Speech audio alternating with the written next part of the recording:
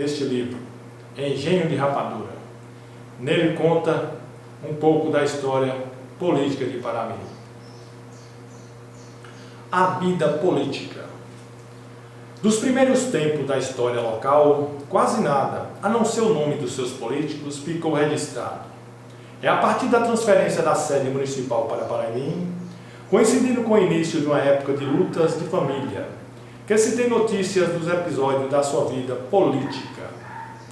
Em 1908, o coronel Francisco Brasil, apelidado Coronel Chiquinho, sucedeu a Juvencio Pereira como chefe político local. Seu opositor era Felipe Cardoso. Eram políticos chefes de clãs familiares, donos de engenhos. Contam que a rivalidade entre eles começou por causa de uma galinha. A mãe de Francisco Brasil, proprietário rico e poderoso na região, mandou tocar para o seu quintal algumas galinhas que rondavam o terreiro. Uma delas era da mulher de Felipe Cardoso, outro rico proprietário e dono de engenho.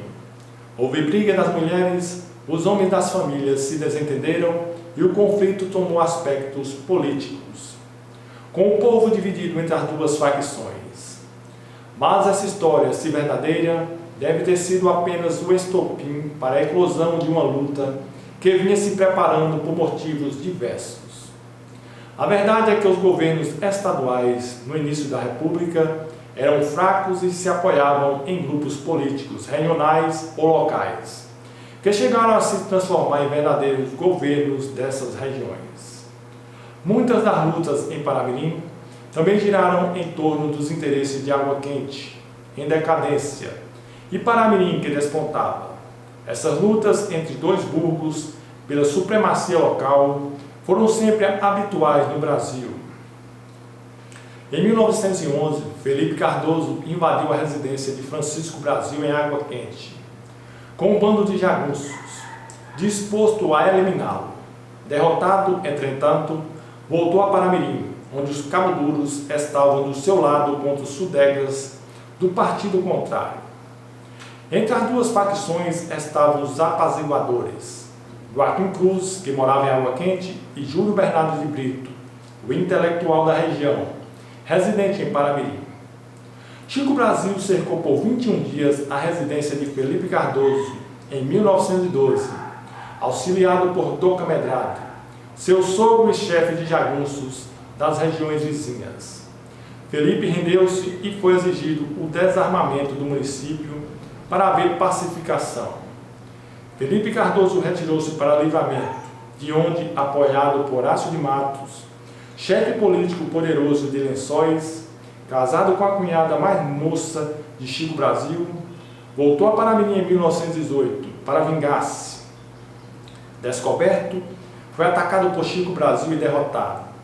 Após isso, retirou-se para Minas Gerais, onde faleceu. Horácio de Matos, cujo nome na região se tornou famoso e que foi um dos maiores chefes políticos no interior da Bahia, entrou nessa contenda, parece, através da seguinte ocorrência. Mantiveram a luta armada contra o governo da Bahia durante quase um ano e ganhou-la. Foram auxiliados nisso por alguns chefes locais, entre eles Felipe Cardoso. Depois da luta houve um acordo segundo o qual Horácio de Matos mandaria em larga faixa do sertão baiano, compreendendo o Paramirim. Teria ele então incumbido Felipe de apossar-se do legado. Chico Brasil, para se fortalecer, foi a Mucugê e propôs aliança a outro chefe político poderoso, Douca Medrado, que era sogro de Horácio, mas seu inimigo político. Casou-se Chico então com outra filha de Douca. Firmada a aliança, lutaram ambos contra Felipe, sabendo que só seria apoiado pelo governo do estado o vencedor. E foi o que realmente aconteceu com a vitória de Chico Brasil. Paramirim ficou muitos anos sob o domínio do coronel Chiquinho, que ditava as leis e as ordens, apoiado em jagunços que amedrontavam a população com suas arruaças.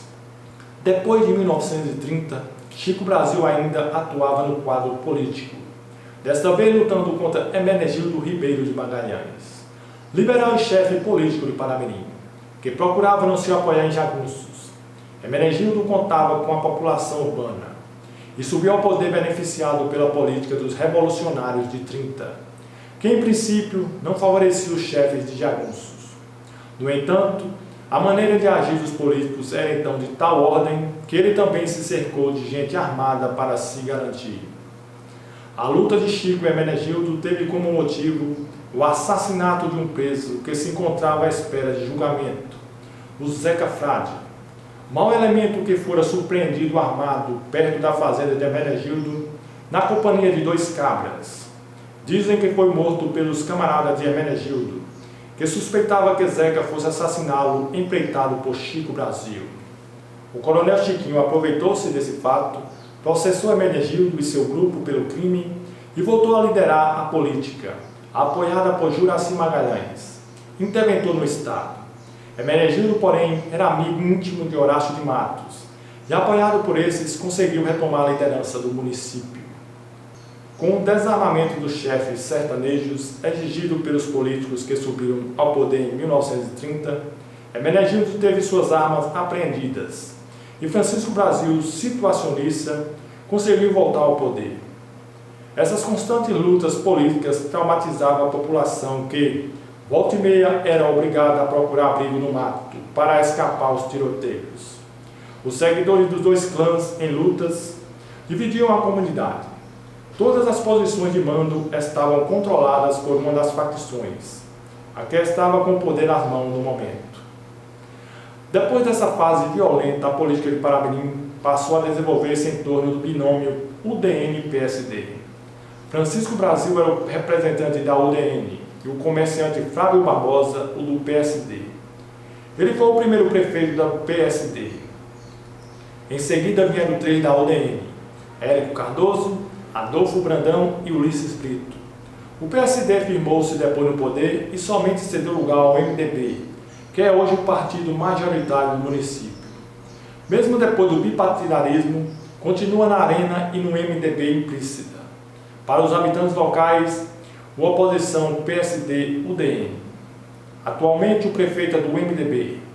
Dos líderes partidários, um possui engenho, mas a atividade importante de ambos é o comércio. A vida política ali, hoje, não difere da maioria dos pequenos municípios brasileiros, nas áreas menos desenvolvidas.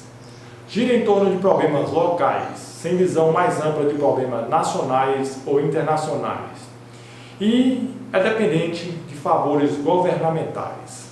Tem os seus protetores na Câmara Estadual, que pretendem o benefício para a área em torno do apoio eleitoral. As inimizades políticas são muitas. Passam do campo político ao pessoal, mas não há mais lutas sangrentas, verdadeiras pequenas guerras como antigamente. Este livro recebemos como presente da senhora Marúcia de Brito Jambeiro, quem o escreveu. O título do livro é Engenho de Rapadura. Foi escrito no ano de 1973. Aqui há vários fatos que relatam um pouco da história do nosso município. Um livro muito importante para a nossa história. Agradecemos a Marúcia por nos presentear com essa importante e bonita obra. Nosso muito obrigado. Espero que esse vídeo sirva como pesquisa para os alunos aqui da nossa região, quando for fazer trabalhos referentes à história do nosso município.